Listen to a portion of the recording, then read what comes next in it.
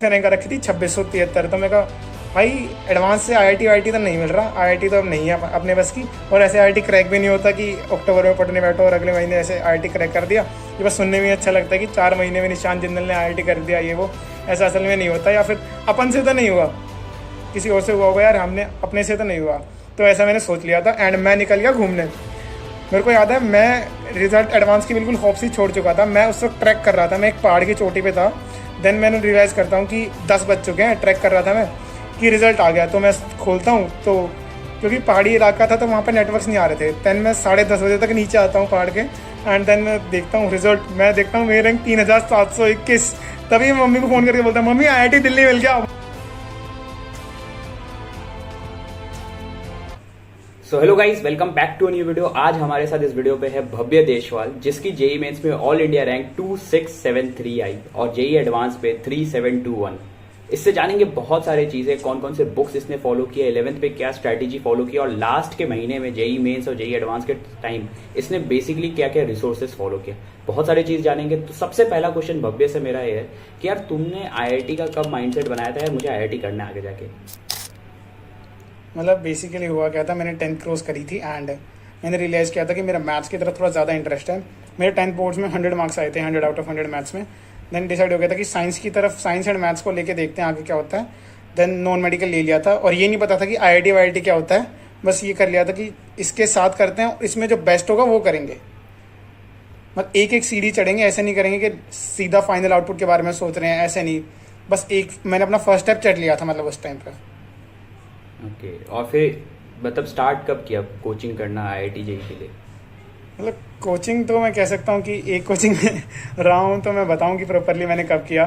कि मतलब ऐसा था कि काम ऐसे करो कि 4 कोचिंगों में एडमिशन लेना पड़ जाए। मतलब कि किसी एक पर्टिकुलर कोचिंग में समझ ही नहीं आ रहा था ढंग से क्या चल रहा है।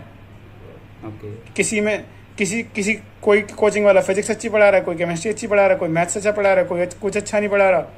देन मैं थोड़ा बहुत ये था कि रिश्तेदार बोल रहे हैं कि फिटजी ले लो, कोई कह रहा आकाश ले लो, फिर फिजिक्स वाला की एंट्री हो जाती है ऑनलाइन में। तो बहुत ज़्यादा कंफ्यूज था। एंड कोचिंग मेरी लगभग एक कोचिंग रही हो तो कहीं मैं लगभग 4 कोचिंग से पढ़ा हूँ। लगभग नहीं, पूरा एग्जैक्ट 4 कोचिंग से पढ़ा हूँ मैं। 4 कोचिंग से? ओके। हाँ जी। मतलब अब बता दो कि कौन कौन से कोचिंग से बेसिकली कौन कौन से सब्जेक्ट पढ़े?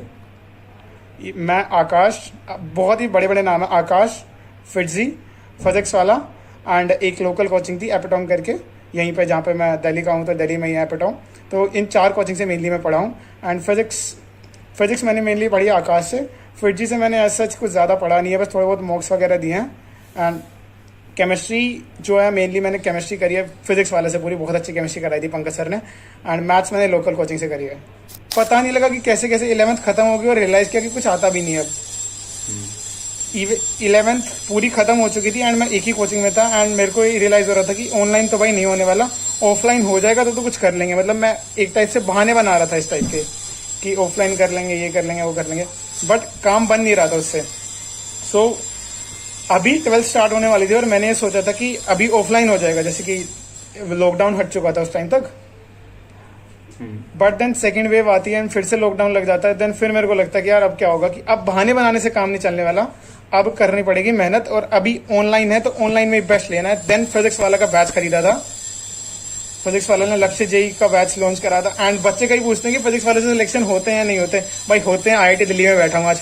12th में क्या था कि मतलब 11th पूरी बर्बाद, कुछ नहीं आता, बेसिक चीज़ें भी नहीं आती, फ्री वुल डायग्राम बनाने नहीं आता। तो मैथ्स में तो बस थोड़ा बहुत क्वाड्रेटिक इक्वेशन जैसे चैप्टर आता है, बाकी सब कुछ छोड़ रखा है। कोऑर्डिनेट ज्योमेट्री छोड़ दी, कॉम्प्लेक्स नंबर छोड़ दिया, सारे के सारे चैप्टर छोड़ दिए, बस बेसिक आता है।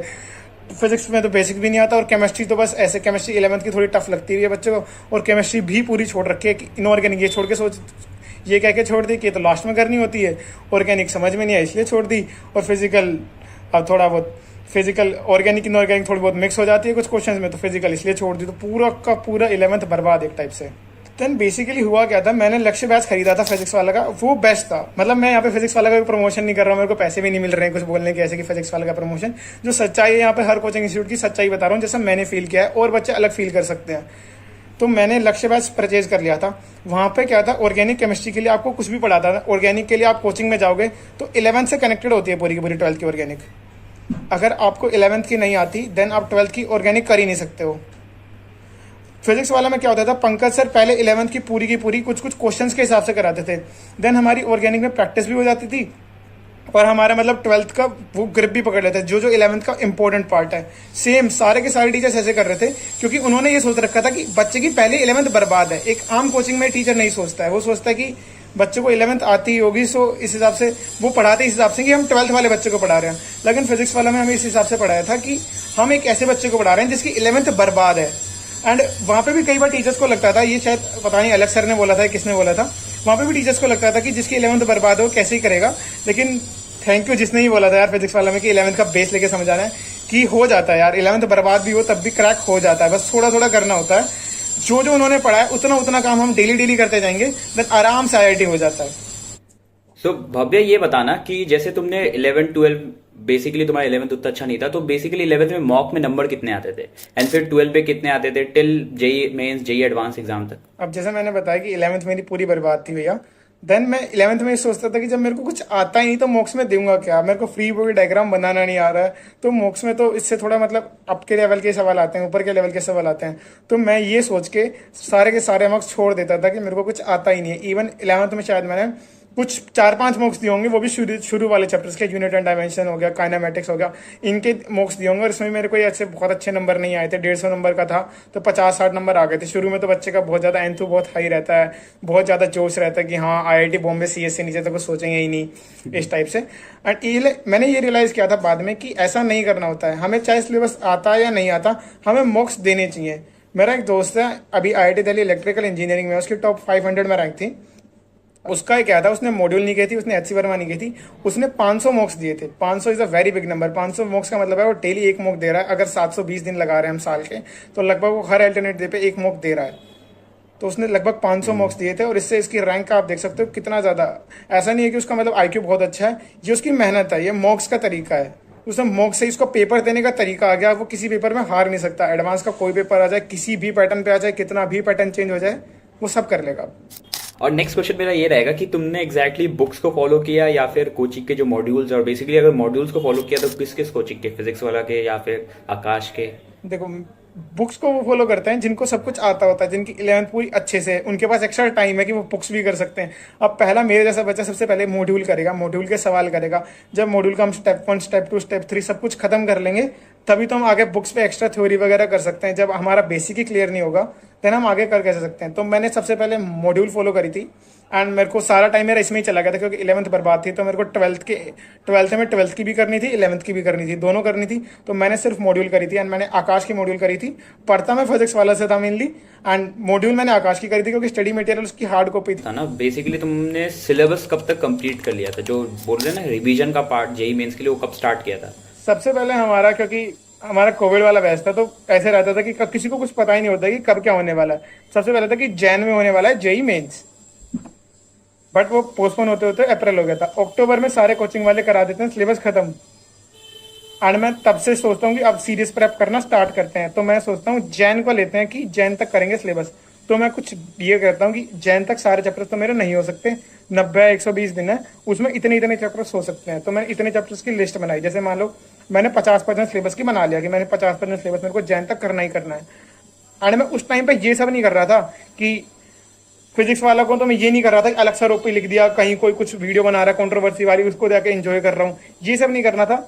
जब बाद में हो जाता है ना, अब मैं कहूंगा अलग सा रोपी तो मेरे बातों की वैल्यू होगी। अगर मैं वहां प्रेप वाले टाइम के दौरान किसी रैंडम यूट्यूब चैनल पे जाके बोल रहा हूँ अलग सा रोपी, तो ना ही मेरी कोई बात की वैल्यू है और ना मैं जो कोई कर रहा हूँ सबको लगेगा बिल्कुल फालतू बच्चा है, किसी को कोई काम नहीं है। फिजिक्स वाला से पढ़ के लाखों बच्चों ने अपना सपना पूरा किया है। इस बार जेई 2023 में फिजिक्स वाला के हजारों फ्यूचर इंजीनियर्स बनाए हैं और आपके IIT जाने का सपना पूरा करने के लिए फिजिक्स वाला अपने नए बैचेस लेके आ रहा है। फिजिक्स वाला के पहला बैच है अर्जुना जेई 2.0 2024 बैच। ये ऑलरेडी 29 मई से स्टार्ट हो चुका और ये batch class 11 and JEE 2025 focus batch है, जिसमें आपकी प्रिपरेशन कराई जाएगी जस्ट 4200 में।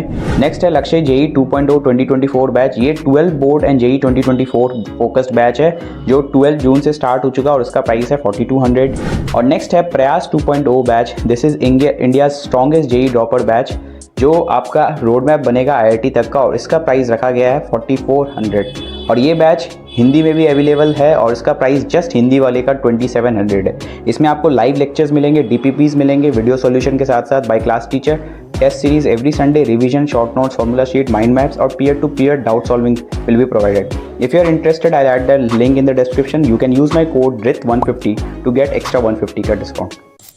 और एग्जाम टाइम में तुम्हारा टाइम टेबल क्या रहता था मेनली मैं जैसे अभी कॉलेज में तो उल्टा चल रहा है, उससे मेनली मैं उठता था सुबह 4 बजे उठ जाता था, 4 से 6 बजे तक मैं पढ़ता था। देन मैं थोड़ा बहुत 6 से 7 में हमेशा एक्सरसाइज वगैरह, मैंने कभी 1 घंटा मैंने मिनिमम फिजिकल हेल्थ को दिया है। कभी भी ऐसा नहीं किया कि एग्जाम आ रहे हैं तो फिजिकल हेल्थ को इग्नोर कर दिया, नहीं, 1 घंटा मिनिमम हर दिन फिजिकल हेल्थ को दिया। 6 से 7 मेरी फिजिकल हेल्थ, दिन 7 से 8 में नहा धो के आराम से तैयार हो जाता था, पढ़ने बैठ जाता था। लास्ट के टाइम मैंने जब सेल्फ स्टडी करने के लिए लाइब्रेरी ज्वाइन कर ली थी, तो मैं 8:30 बजे लाइब्रेरी के निकल जाता था एंड देन घर आता था 2:30 बजे, वो भी सेट में बैठ के, कि 9:30 से 12:30 तक उठना ही नहीं है, क्योंकि इस टाइम पेपर होता है 2 सेट्स में, और मतलब 9:30 से 12:30 और 3 से लेकर 6 बजे तक। यहाँ इस टाइम तो मैं उठता ही नहीं था कि चाहे कुछ भी हो जाए, कि बैठना तो सीख जाऊंगा कम से कम एग्जाम में।